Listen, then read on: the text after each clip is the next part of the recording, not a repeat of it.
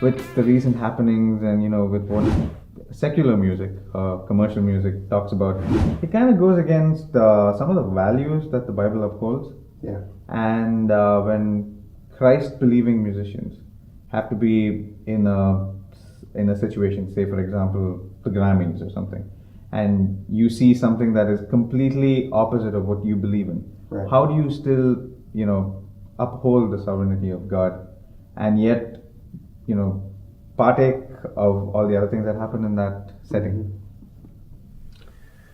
Again, we go back to Jesus, so it's not what I think.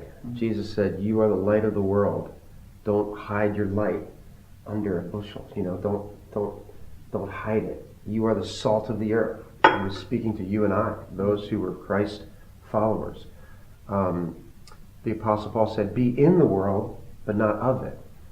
So we have to go in the world. We don't want to just hide from the world and be scared, But if we're going to be in the world, it's so important that we're grounded with brothers and sisters. So if I lived here, in Chennai, I would make sure that you and I, that we're friends. Right.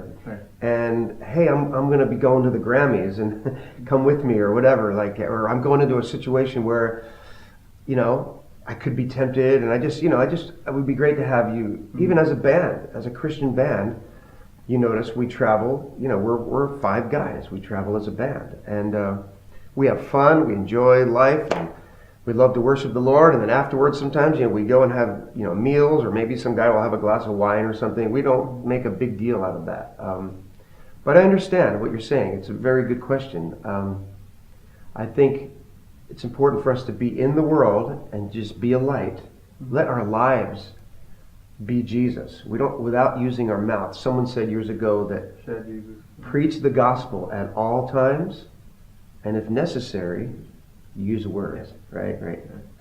Whoever said that. So anyway, does that make sense? Yeah. So we don't have to go into a situation and just stand up and start saying, "You're a sinner," and this and that. And you just be humble and quiet, and in your heart of hearts, just say, "Lord, if there's a way you can use me, if there's a conversation, if there's someone here that's in your mind, you're thinking that." And many times in a situation like that, some person will come over and you just, in the love of Christ, you just you're interested in them, and you make eye contact, and how you doing? Where are you from? What's your story? And as they share and you're listening, many times they sense something. They sense the Spirit of the Lord. They won't say that. They don't know what it is, but they sense the love of Christ.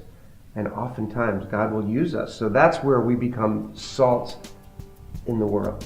Salt of the earth, right? And light of the world.